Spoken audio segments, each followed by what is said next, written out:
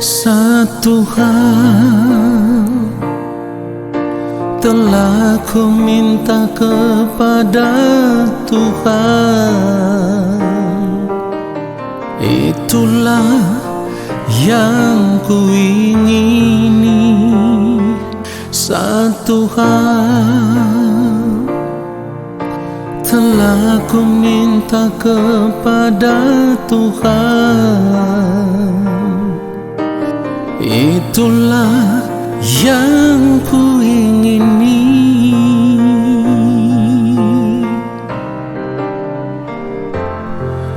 Diam di rumah Tuhan seumur hidupku, menyaksikan kemurahan Tuhan dan menikmati bait-Nya.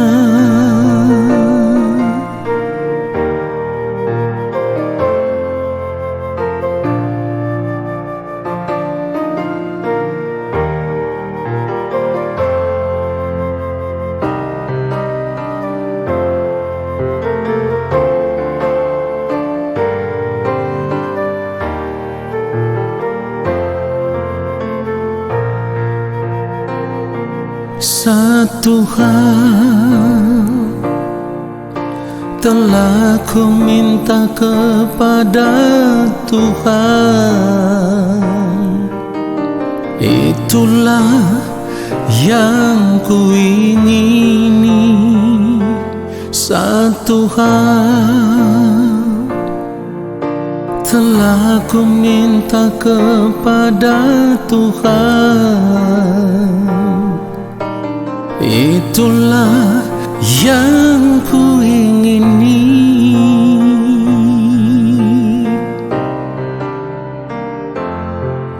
Diam di rumah Tuhan seumur hidupku, menyaksikan kemurahan Tuhan dan menikmati bait-Nya.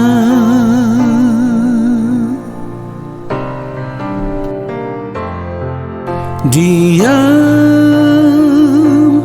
di rumah Tuhan seumur hidupku,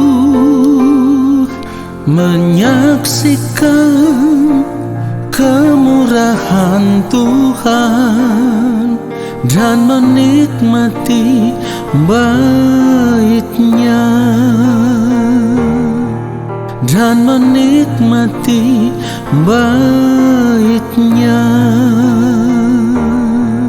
dan menikmati bait-Nya.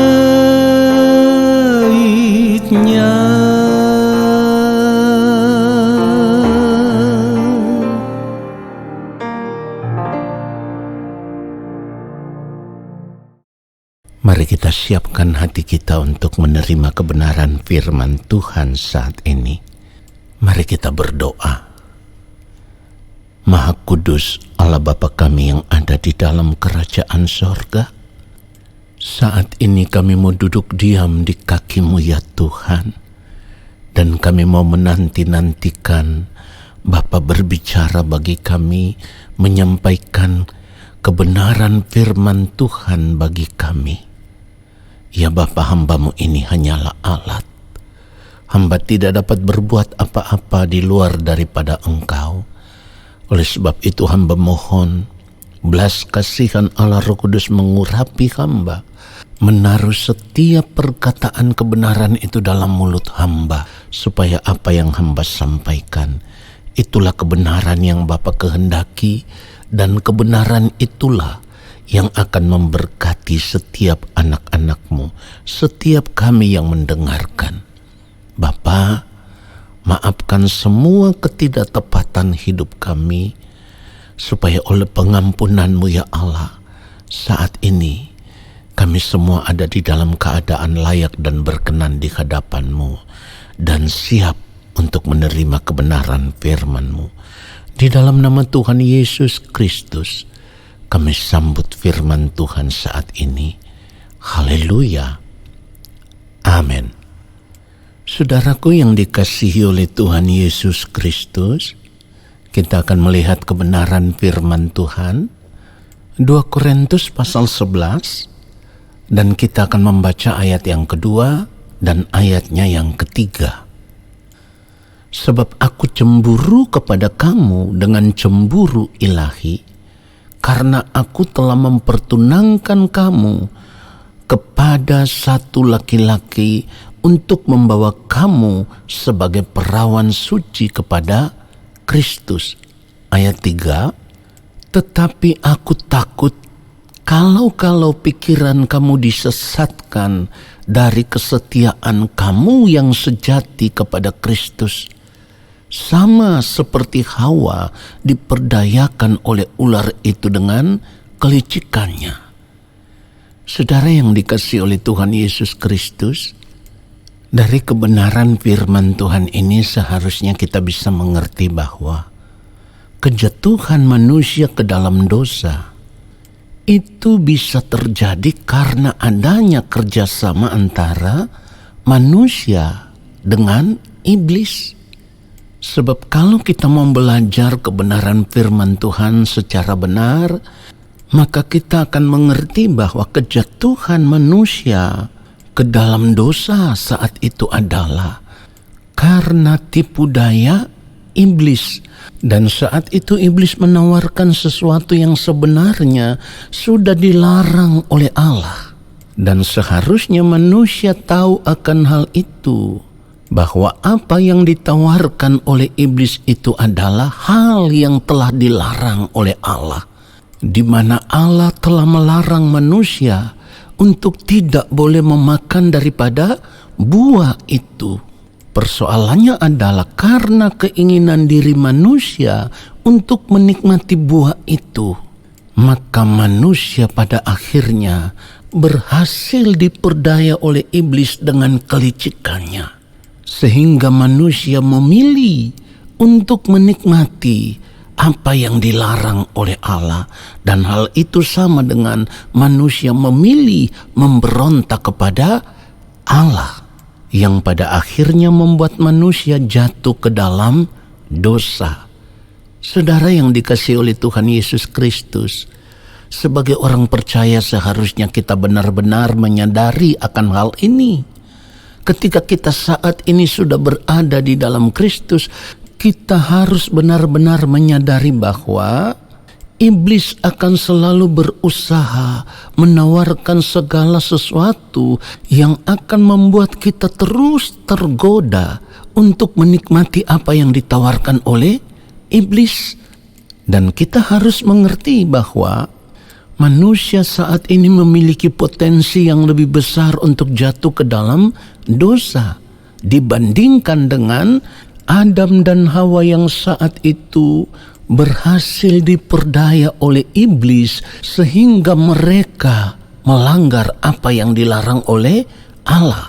Kenapa saat ini potensi manusia untuk berbuat dosa itu lebih besar? Kita harus menyadari bahwa dunia ini telah dikuasai oleh kuasa kegelapan, telah dikuasai oleh iblis.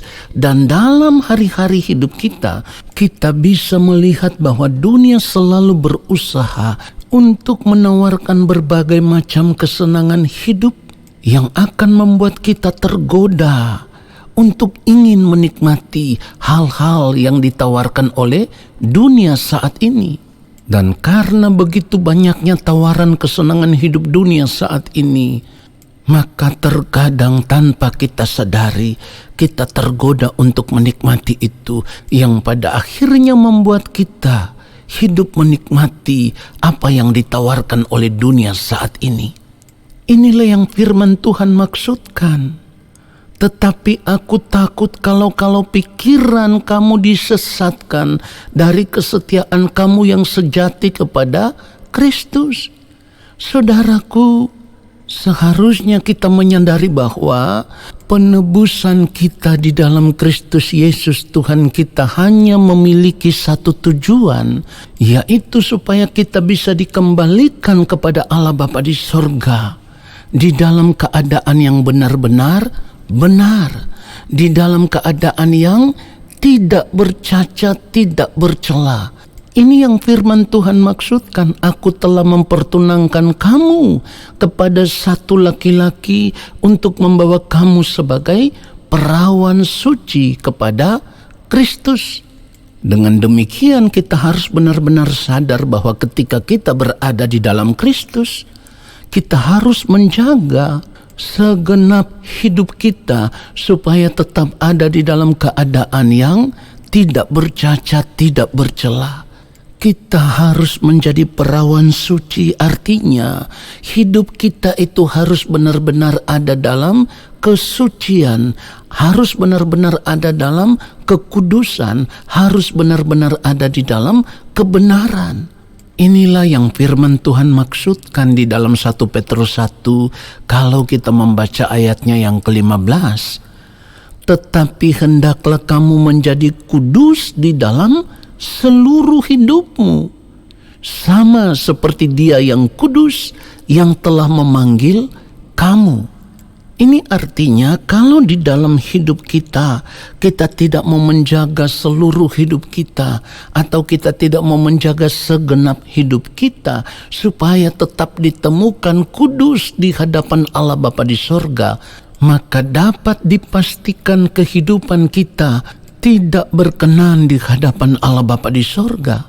Karena Allah itu kudus, Allah itu suci, Allah itu benar. Orang-orang yang akan tinggal bersama-sama dengan Dia adalah orang-orang yang ada di dalam kesuciannya, orang-orang yang ada di dalam kekudusannya, orang-orang yang ada di dalam kebenarannya. Jadi kalau kita tidak kudus di dalam seluruh hidup kita tidak bisa bermimpi untuk tinggal bersama-sama dengan Allah Bapa di sorga, bersama-sama dengan Tuhan Yesus di dalam kerajaannya. Perhatikan itu saudaraku. Dengan demikian sekarang kita bisa mengerti mengapa firman Tuhan katakan tanpa kekudusan tidak seorang pun akan melihat Tuhan. Saudara, pertanyaannya sekarang, bagaimana kita bisa menjaga kekudusan hidup kita? Tidak ada cara lain. Perhatikan ini, tidak ada cara lain. Hanya ada satu cara, yaitu kita harus berani mengambil keputusan untuk melepaskan diri dari keterikatan dengan kesenangan-kesenangan hidup dunia ini.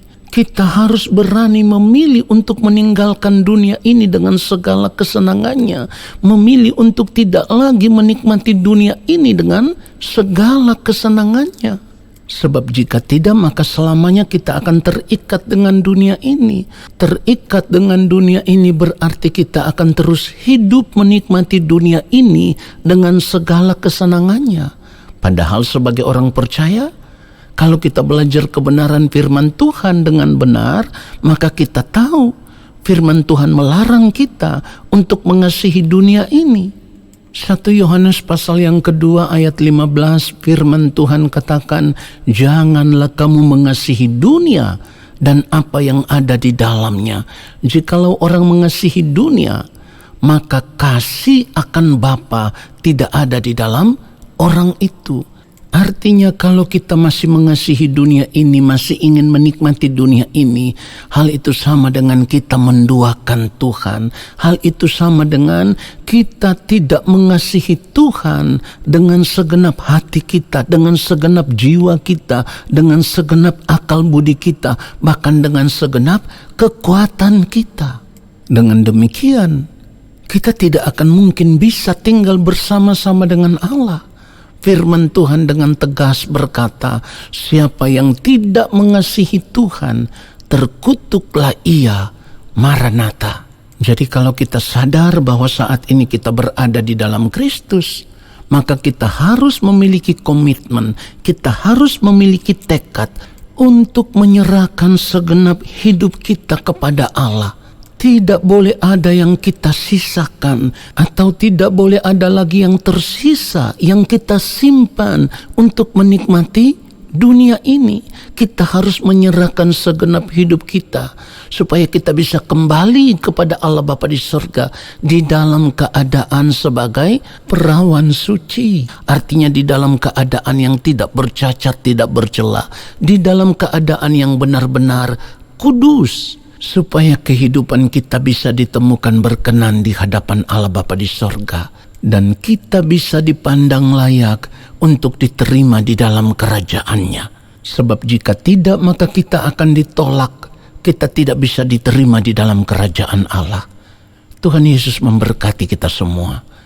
Amin. Saudara, mari kita angkat tangan di hadapan Bapa di sorga dan terimalah berkat-Nya. Bapa yang Maha Kudus, kami bersyukur untuk firman-Mu yang menyadarkan kami. Kami harus memilih untuk meninggalkan dunia ini dengan segala kesenangannya. Kami harus memilih untuk menjaga seluruh hidup kami tetap ada di dalam kesucian, tetap ada di dalam kekudusan, tetap ada di dalam kebenaran-Mu ya Allah. Terima kasih Bapa, kami mau berjuang untuk itu. Dan kami percaya Roh Kudus Tuhan akan menolong kami, memimpin kami ke dalam seluruh kebenaran, supaya kehidupan kami benar-benar ditemukan layak dan berkenan di hadapan Bapa di sorga. Saat ini kami semua mengangkat tangan di hadapan Bapa. Kiranya Bapa berkenan menurunkan tangan dan memberkati kami. Turunlah atas kehidupan kami segala berkat kasih karunia daripada Allah Bapa di sorga. Rahmat cinta kasih yang berlimpah-limpah dari Gembala Agung yang mulia Tuhan Yesus Kristus di dalam persekutuan yang manis dengan Roh Allah yang kudus, menyertai langkah hidup kami dan memberkati kami sekarang dan sampai selama-lamanya. Amin.